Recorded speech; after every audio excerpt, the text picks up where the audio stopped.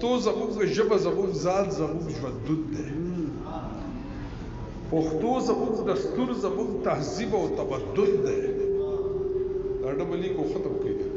پښتو زموږ ژبه زموږ ځان زموږ ژوندون دی پښتو زموږ دستور زموږ تهذیب او تمدن دی پښتو د چې رڼا رڼا خبرې راته ښایي پښتو د چې رڼا رڼا خبرې راته ښایي پښتو د چې انسان د ترقۍ په لوري بیایي دا ښکلې ښکلې ژبه چې د شاتو نه خوږه ده د ژبو په تاریخ کې پخوانی ده او سوچه ده کوټلې د فراخه ده او ښه په طول پوره ده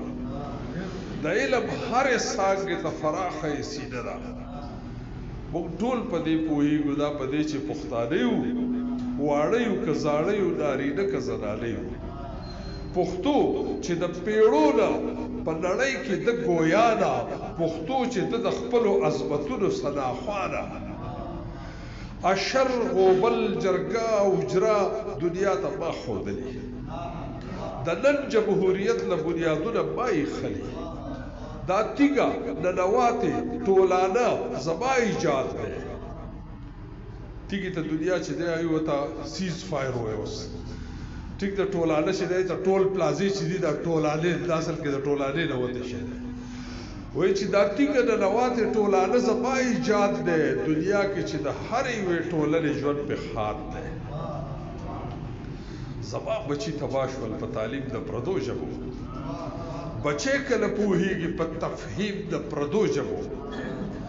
پردی ژبې د زده کې خو دا خپله ته هېرېږي په دې مې د تعلیم د هوښیاران کله پوهېږي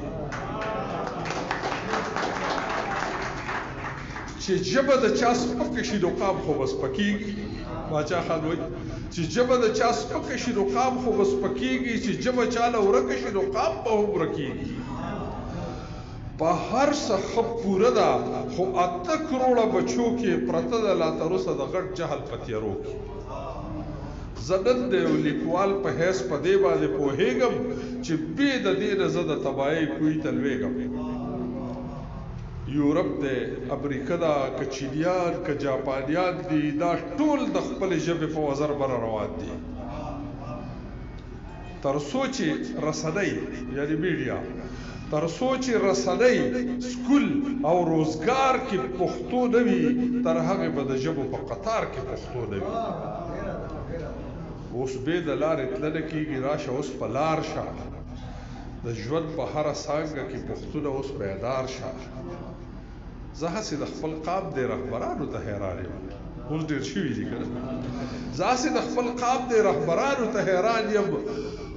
د وخت د سیاست د هوښیارانو ته حیران یم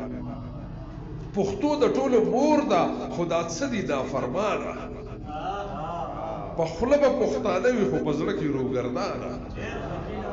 راځئ راځئ چې دغه ټولو ته جولۍ وړاندې خوري کړو راځئ چې د پښتو په نوم دوی یو بل ته نږدې کړو راځئ چې دوی د ژبې د عظمت راځئ چې دوی د ژبې په عظمت باندې خبر کړو ښکاره یې د خدمت په حقیقت باندې خبر کړو د زړه په غوږو واورئ زما دا یوه خبره د زړه په غوږو واورئ زما دا یوه خبره ملاتړ وکئ غیرت وکئ راپاسئ ښه پندره